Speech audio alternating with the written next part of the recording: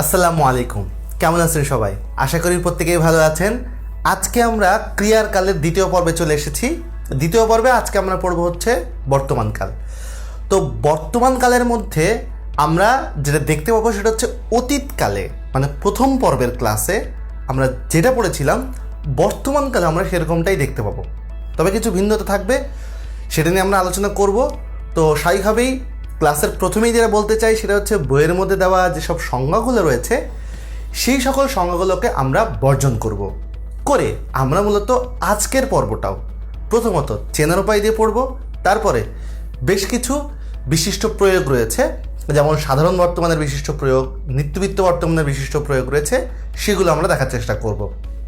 তো চলেন আমরা প্রথমেই দেখে আসি যে বর্তমানকালের চেনার উপায়গুলো কীভাবে বের করতে হয়।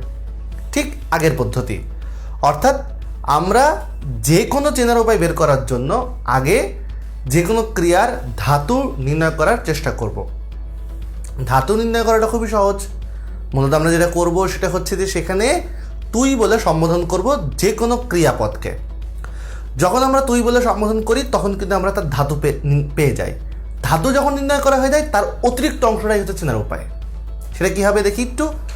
যেমন আমরা এখানে ধাতু দেখছি বলা, তো বলাটাকে যখন তুই বলে সম্বোধন করছি তুই বল, এইবার তার সাথে যে অতিরিক্ত রয়েছে সেটাই হচ্ছে আমার চেনার উপায়। সেগুলোকে আমরা যখন বের করছি তখন কীভাবে করছি, তিনটাতে পুরুষ মানে পার্সন, আমি গত পর্বে বলেছি, একটা হচ্ছে উত্তম পুরুষ, একটা হচ্ছে মধ্যম পুরুষ, আর একটা হচ্ছে নাম বা অন্য পুরুষ। নাম পুরুষকে অন্য পুরুষও বলা যায়। আচ্ছা, এখন এই সাধারণ সেখানে আমরা কি করেছি, প্রথমে আমরা বললাম যে সে বলে, তুমি বলো, আমি বলি। এখানে অতিরিক্ত বল, বল বাদে অতিরিক্ত কি পাচ্ছি, একার। এখানে বল বাদে অতিরিক্ত কি পাচ্ছি, ওকার। এখানে বল বাদে অতিরিক্ত কি পাচ্ছি, একার। তো এই কারণে এখানে কি হয়ে গেল, এ ও ই, এ ও ই, এটা হচ্ছে আমার চেনার উপায়। এই চেনার উপায়গুলো মূলত রাখতে হবে। মূলত ধাতুর পরে যদি অতিরিক্ত থাকে তাহলেই সেটা এরকম হবে। এরপর আমরা দেখতে পাচ্ছি যে এখানে নিত্যবৃত্তটা নেই, কিন্তু তার মানে কি বর্তমানকাল কি 3 প্রকার? না, বর্তমানকালে কিন্তু 4 প্রকারই। নিত্যবৃত্ত অবশ্যই রয়েছে, তবে আমরা নিত্যবৃত্তের আলোচনাটা যদি একটু এখানে এসে মানে বিশিষ্ট প্রয়োগ যখন আলোচনা করব, এখানে এসে যদি আমরা আলোচনা করি তাহলে বোধহয় আরও ভালোভাবে বোঝানো যাবে। তো সেই কারণে আলাদা করে আমি নৃত্যবৃত্তর জন্য কোনো চেনার উপায় লিখিনি। যেহেতু নৃত্যবৃত্তর জন্য আমি কোনো আলাদা করে চেনার উপায় আলাদা করে দেখাচ্ছি না, তার কারণে এই জায়গাটায় এসে আমি কোনো নৃত্যবৃত্তর কোনো ধরনের লাইন আমি লিখিনি। আশা করি আপনাদের কাছে এই বিষয়টা ক্লিয়ার। এরপর আমরা দেখব হচ্ছে ঘটমানটা। ঘটমানে আমরা দেখতে পাচ্ছি যে এখানে সে বল, এটা হচ্ছে ধাতু, তার সাথে ছে বল, ছো বল, ছি, তাহলে ছে ছো ছি, এই হচ্ছে মোটামুটি চেনার উপায়।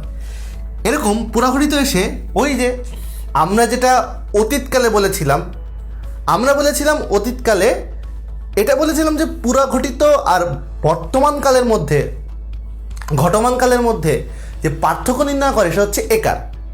এখন এই একারটা খেয়াল করে দেখুন, এখানে কিন্তু ছে আর এখানে কিন্তু একার ছে, তার মানে সে বলছে আর এখানে সে বলেছে। তাহলে এই একার ছে, এখানে একার ছো, একার ছি, এছে এছো এছি, এই হচ্ছে চেনার উপায়।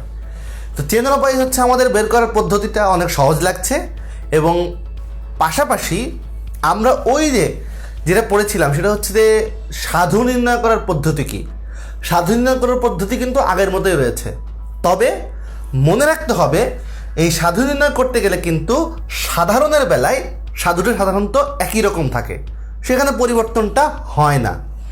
পরিবর্তন হয় কিন্তু ঘটমান এবং পুরাঘটিততে, এবং ঘটমান এবং পুরাঘটিততে পরিবর্তন কিন্তু ওই যে কী হবে, ইতে, এবং এখানে হচ্ছে ইয়া। ইয়া কিসের পরিবর্তে, একারগুলোর পরিবর্তে। একারের পরিবর্তে ইয়াতে কিন্তু আমরা কি করতে পারি, সেটাকে সাধু করতে পারি।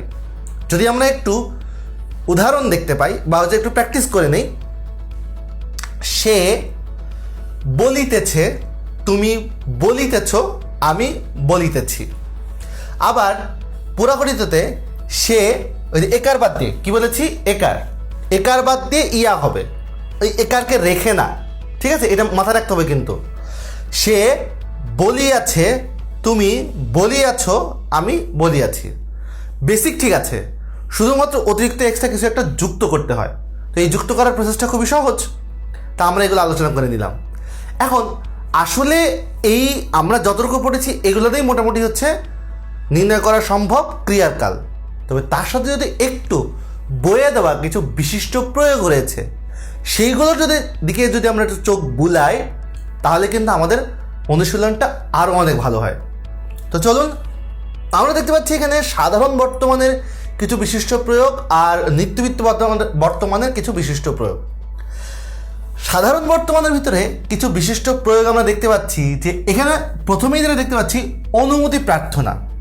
যদি কোনো ধরনের কোনো অনুমতি প্রার্থনা হয়, তবে এখন আসি এই যে অনুমতি প্রার্থনা, এক্ষেত্রে কিন্তু এখানে কি হবে, সেটা সাধারণ বর্তমান হবে। আবার যদি দেখতে পাই যে প্রাচীন লেখকের কোনো উক্তি, যেমন চণ্ডীদাস একটা কথা বলেছে, সবার উপরে মানুষ সত্য, তাহার উপরে কেউ নাই, এর কি লেখকের কোনো একটা উদ্ধৃতি না? সেই ক্ষেত্রে কিন্তু সেটাকে কি বলতে হবে, সাধারণ বর্তমান বলতে হবে। আবার বলা হচ্ছে যদি কোনো একটা বিষয়, মানে কোনো একটা বর্ণিত বিষয় সেটা যদি কী হয়, প্রত্যক্ষীভূত হয়। প্রত্যক্ষীভূত জিনিসটা কি? প্রত্যক্ষীভূত জিনিসটা হচ্ছে একদম সরাসরি আমি দেখছি এরকম কোনো একটা বিষয়। যেমন আমি যদি বলি উদাহরণ হিসেবে যে আমি দেখেছি বাচ্চাটি রোজ কাঁদে, এই যে আমি বললাম না আমি দেখেছি, তার মানে কি এটা প্রত্যক্ষভূত হয়েছে। এরকম যদি হয়ে থাকে সেই ক্ষেত্রে কিন্তু সেটাকে কি বলতে হবে, সাধারণ বর্তমান বলতে হবে। আমি কিন্তু বলেছি দেখেছি বলা সত্ত্বেও এটাকে কি বলতে হবে, এছি, এই যে এছি বলেছি, তারপরেও কিন্তু এটাকে কি বলতে হবে, সাধারণ বর্তমান বলতে হবে। তো আশা করি আপনারা বুঝতে পেরেছেন। এরপর যদি কখনো দেখতে পাই যে নেই, নাই, নি এই ধরনের শব্দযোগে যদি কি হয়, ধাতু যদি দেখতে পাই তাহলে কি হবে। যেমন আমি বলছি যে বাবা গতকাল হাটে যাননি, এই যে নি কথাটা ব্যবহার করা হয়েছে, এই ধরনের নেগেটিভ কোনো যদি ক্রিয়ার সাথে কখনো ব্যবহার করা হয় তাহলে আমরা কি বলবো, তাকে সাধারণ বর্তমান বলবো। বা আমি যদি বলি যে বাবা গতকাল হাটে যায় নাই বা যায়নি, এরকম যদি বলি, তো নেই, নাই, নি এরকম যদি হয় তাহলে সেক্ষেত্রে আমরা কি বলবো, সেটাকে সাধারণ বর্তমান বলে ফেলবো। আচ্ছা, এখন যদি যেন, যদি, যখন এইগুলো যদি হয় সেক্ষেত্রে কি হবে, সেক্ষেত্রেও কিন্তু সেইগুলোকে আমরা বলে থাকবো হচ্ছে সাধারণ বর্তমান। সাধারণত এই ধরনের যেন, যদি, যখন আমরা দেখতেই পাচ্ছি এটা শর্তমূলক কোনো একটা অব্যয়। তো আমরা শর্তমূলক অব্যয় কোথায় ব্যবহার করি? খুব সিম্পল, জটিল বাক্যে। জটিল বাক্যে আমরা এই ধরনের কি করে থাকি, শর্তমূলক অব্যয় ব্যবহার করে থাকি। তাহলে আমরা একটা জটিল বাক্যের একটা উদাহরণ দেখি। যেমন যখন তুমি আসবে তখন আমি যাব, এই যে যখন। তারপর যদি তুমি আসো তাহলে আমি আসব। এই ধরনের যে বাক্যগুলো, এই বাক্যগুলো যদি আমরা দেখতে পাই তাহলে কিন্তু আমরা অবশ্যই তাকে সাধারণ বর্তমান বলবো। তো সাধারণ বর্তমান নর্মালি আমরা এরকমভাবে তো নির্ণয় করতে পারবো, তার পাশাপাশি এই বিষয়গুলো একটু খেয়াল রাখবো। এরপর চলে আসি যেটা আমি লিখিনি এখানে, নিত্যবৃত্ত অতীত, নিত্যবৃত্ত বর্তমান। এখন নিত্যবৃত্ত বর্তমান এটা যে ক্রিয়াপদ একদম হুবহু সাধারণ বর্তমানের মতোই হয়, একেবারে হুবহু। কিন্তু ক্রিয়াপদ একই রকম হলে, মানে ক্রিয়াপদ সাধারণ বর্তমানের মতো হলেও ওই বাক্যটা পড়ে বুঝতে হয় যে আসলে সেটা নিত্যবৃত্ত কিনা। সেটা কীরকম? যেমন আমি বললাম যে সে খেলে, আমি যদি সে খেলে, এটা কিন্তু সাধারণ বর্তমান বোঝালো, কারণ খেল এ সাধারণ বর্তমান। আমি যদি বলি সে রোজ খেলে, এইবার কিন্তু সে রোজ খেলে এটা কিন্তু সাধারণ বর্তমান না। ক্রিয়াপদ কিন্তু একই, খেলে আর সে খেলে আর সে রোজ খেলে, ক্রিয়াপদ একই, এর মধ্যে কোনো পার্থক্য নেই। পার্থক্য হচ্ছে বাক্যে যখন রোজ, প্রতিনিয়ত, নিয়মিত, প্রত্যহ, প্রায়ই এই কথাগুলো যখন ব্যবহার করা হয় তখন সেটা মূলত হচ্ছে অভ্যস্ততা বোঝায়। তো যদি এরকম কখনো অভ্যস্ততা বোঝায় তাহলে সেই ক্ষেত্রে কিন্তু সেটা নিত্যবিত্ত বর্তমানকাল হয়ে থাকে। আবার যদি কখনো স্থায়ী সত্য প্রকাশ হয়, স্থায়ী সত্য প্রকাশকে আমরা মূলত বলে থাকি হচ্ছে চিরন্তন সত্য। এই যে চিরন্তন সত্যগুলো সেটা কীরকম হয়ে থাকে, যেমন বলা যায় পৃথিবী চাঁদের থেকে বড়, সন্ধ্যায় সূর্য অস্ত যায়, এই কথাগুলো কিন্তু হচ্ছে স্থায়ী সত্য প্রকাশ পায়। এখন এই চিরন্তন সত্যগুলো কিন্তু নিত্যবিত্ত বর্তমান হবে। তারপর ঐতিহাসিক বর্তমান বলা হয়ে থাকে যে কোনো ঐতিহাসিক যদি লাইন যদি বলা হয় তাহলে সেই ক্ষেত্রে ঐতিহাসিক দিন তারিখগুলো সবসময় কী হয়, ঐতিহাসিক দিন তারিখগুলো কিন্তু নিত্যবিত্ত বর্তমান হয়। যেমন 1971 সালে বাংলাদেশ স্বাধীন হয়েছিল, এই যে ছিল কথা যখন বলা হয় তখন তো এটা অতীত হওয়ার কথা ছিল, কিন্তু অতীত না হয়ে এটা কিন্তু অবশ্যই নিত্যবিত্ত বর্তমান হবে, কারণ এটা একটা ঐতিহাসিক দিন তারিখ। এটা আশা করি আপনারা খুব ভালো করে মনে রাখতে পারবেন। এরপর কাব্যের ভণিতায়, যেমন কবিতার মধ্যে যদি কোনো লাইন চলে আসতেই পারে। অনেক সময় দেখা যায় কবিতার লাইন দেখলে আমরা ঘাবড়ে যাই, এটা কী হতে পারে। কবিতার অর্থ বোঝার চেষ্টা করি, একটু কষ্ট করে মনে রাখবেন যে কবিতার ভণিতায় যদি কোনো কিছু লেখা হয়, যদি কোনো কিছু আসে তাহলে সেটা নিত্যবিত্ত বর্তমান। আর একটা হচ্ছে অনিশ্চয়তা প্রকাশে। এখন আমরা মাঝে মাঝে এমন কিছু বাক্য বলে থাকি যেই সকল বাক্যগুলো কিন্তু অনিশ্চয়তা প্রকাশ পায়। যেমন একটা বাক্য যদি বলি, আচ্ছা আমাদের কি সুদিন আসবে, আর কি কোনো দিন সুদিন ফিরে আসবে, এই যে বাক্যটা বললাম, এই বাক্যটা মূলত আমাদের কি করছে, এই বাক্যটা মূলত আমাদেরকে অনিশ্চয়তার মধ্যে ফেলে দিচ্ছে। এই ধরনের যদি কোনো বাক্য আমাদেরকে অনিশ্চয়তার মধ্যে ফেলে দেয় তাহলে কিন্তু আমরা সেই বাক্যটাও কিন্তু নিত্যবিত্ত বর্তমান বলবো। তো আশা করি আপনারা বুঝতে পেরেছেন যে এখানে কিছু চেনার উপায়ের মাধ্যমে আমরা কি করেছি, বর্তমানকাল বোঝার চেষ্টা করেছি, পাশাপাশি আমরা এই কিছু বিশিষ্ট প্রয়োগ রয়েছে সেগুলো আমরা দেখানোর চেষ্টা করেছি। এই সকল বিষয় যদি আমরা একটু খেয়াল রাখি তাহলে কিন্তু আমরা খুব সহজেই পেরে যাব। তো আশা করি আপনারা যখন অনুশীলন করবেন তখন সেই ক্ষেত্রে অনুশীলনের সময় আপনারা এই বিষয়গুলো একটু মাথায় রাখবেন।